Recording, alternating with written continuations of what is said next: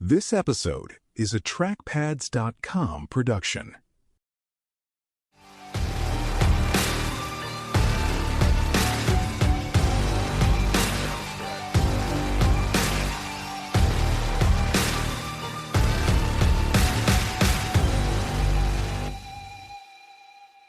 Welcome to Beyond the Call, where history, leadership, and heroism come alive. Today's story explores Sergeant Charles E. Mower at Leyte in 1944, a powerful account of courage and responsibility in combat. If you enjoy learning more about military history and extraordinary individuals, you can find more articles, podcasts, and resources at trackpads.com. On a November day in the Philippine campaign, a 19-year-old infantry sergeant found himself and his squad funneled into a narrow jungle ravine near the town of Capucan. A shallow stream ran along the bottom, its surface broken by rocks and roots, while dense foliage and steep slopes rose on both sides.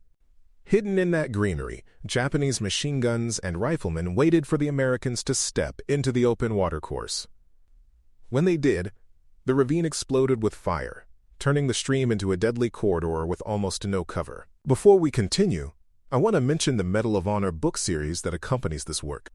These books tell the stories of America's Medal of Honor recipients in a serious, readable, and historically grounded format, with each volume focused on a specific campaign, battle, or part of the war. They are available in color paperback, Kindle ebook, and matching audiobook editions.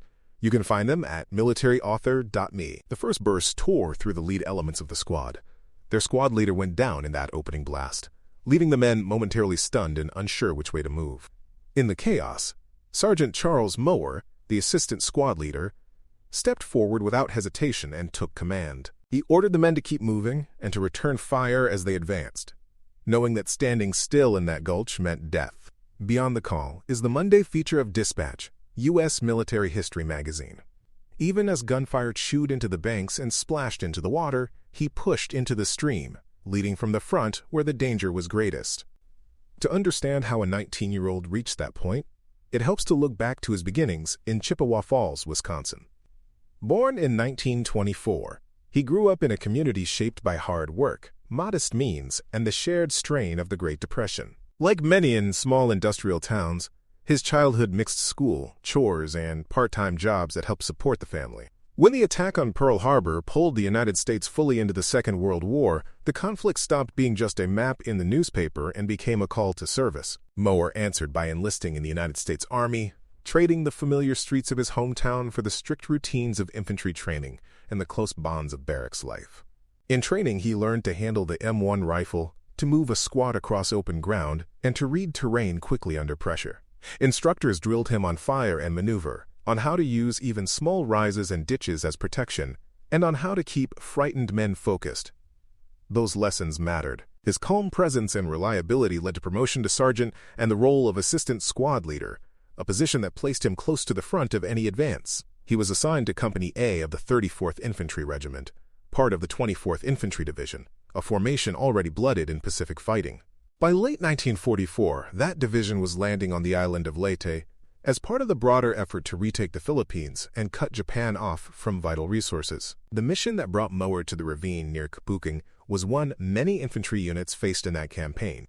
Company A had orders to clear Japanese forces from a series of positions that barred the way inland, including bunkers and foxholes dug in along streams and ridgelines. The terrain was thick jungle with tangled undergrowth that limited visibility and made movement slow. To reach the enemy, the company had to push through narrow defiles where ambushes were likely. The ravine, with its shallow stream and steep sides, was one of those choke points. As Moore's squad moved into the depression, the ground itself forced them into the watercourse, exposing them to anyone who held the higher ground on either side. When the Japanese opened fire, they did so with careful preparation. Machine guns were in place to command the crossing, and riflemen were positioned to catch anyone who tried to hug the banks.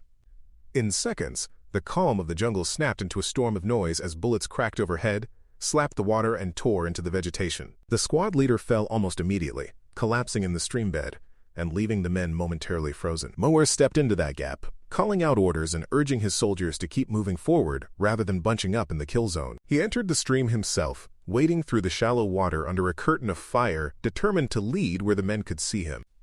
Before he could reach the far bank, enemy rounds struck him and drove him down into the water. The impact left him half submerged in the center of the stream, the most exposed point in the ravine. Some of his men tried to drag him back toward the relative cover of the near bank, but he refused. From that low vantage point, he could see muzzle flashes on both sides, trace the arcs of incoming fire, and judge where the enemy guns were sighted. He realized that, wounded or not, this was the one place where he could direct the squad's fire with maximum effect. It was a stark choice made in seconds. He chose to stay where the danger was greatest because that was where his leadership mattered most. Using shouted commands and hand signals, Mower turned his exposed position into a living observation post. He ordered some men to hold at spots where they had partial concealment and directed others to shift their aim toward specific patches of foliage. Under his guidance, the squad concentrated its fire on one machine gun at a time, pouring rounds into the hidden nests he indicated. In time, the volume of fire from one side faltered and then ceased as the gun crew was hit and their weapons silenced. The men felt the difference immediately, as fewer bullets lashed the stream from that direction. Despite blood mixing with the current around him and pain from his wounds, Mower kept calling out targets and encouragement. The remaining Japanese quickly understood that the figure in the water was the key to their problem. The soldiers on the banks were harder to see and partially shielded by rocks and vegetation. The wounded sergeant in the center of the stream, however, was fully exposed, yet clearly in control of the fight. Enemy gunners and riflemen shifted their fire, concentrating on the man whose voice and gestures were guiding the attack that was breaking their defense. Even as bullets struck the water around his torso and head, Mower continued to direct the squad, shifting their fire toward a second machine gun that had been sweeping the approaches.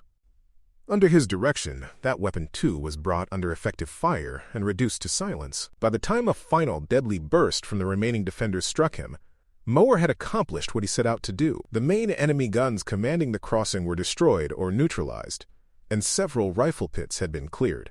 His squad, no longer pinned flat in the stream bed, could move forward and complete the assault on the ravine. The crossing that had threatened to become a fatal trap instead became a foothold for further advance.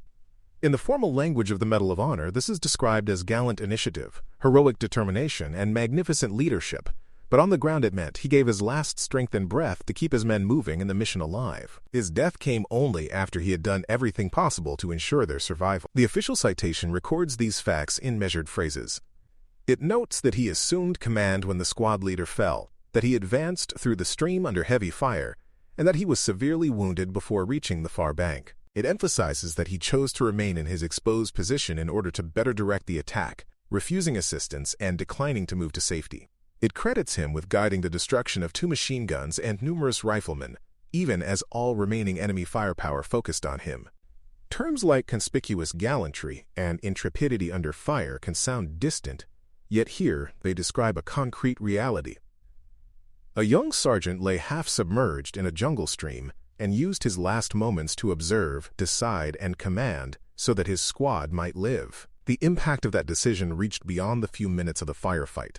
On a tactical level, his actions opened a path through the ravine and allowed Company A to maintain momentum in its advance through northern Leyte. If the squad had been broken there, the company might have faced delays, higher casualties, or the need to divert additional forces to clear the strongpoint. The broader campaign depended on seizing ground quickly and denying the enemy time to reorganize and strengthen new lines. At the human level, every man who walked out of that gulch carried not only his own survival, but also the memory of the leader who had made it possible. The difference between a unit that collapses and one that pushes through often lies in one person's willingness to accept the worst of the risk. Mower's leadership offers enduring lessons. He did not wait for perfect information or for instructions from above when his squad leader fell. He understood that the men around him needed someone to act, so he stepped into the role and stayed there. His choice to remain in the stream after being wounded was not a reckless gesture, but a clear, sober judgment about where he could contribute most. He accepted that the cost would almost certainly be his life. For anyone who leads others, in or out of uniform, his story underscores that leadership is most real not in calm periods, but at the point where danger is greatest and decisions cannot be delayed. Sergeant Charles E. Mower died there in the ravine on November 3, 1944, and did not see the end of the war he helped to win. In the months that followed, his family learned that he had been posthumously awarded the Medal of Honor, a formal recognition of the sacrifice they already knew he had made. His name lived on in more than just a citation. A military transport ship carried soldiers across oceans under his name, and memorials in his hometown and beyond keep his photograph and story in front of new generations. His grave in a national cemetery offers a place for reflection, where visitors can stand before a simple headstone and connect it to the violent, decisive moments in that Leyte ravine. Remembering him means remembering that behind each row of white markers lies a life, a set of choices, and a final act of courage that changed the course of others' lives.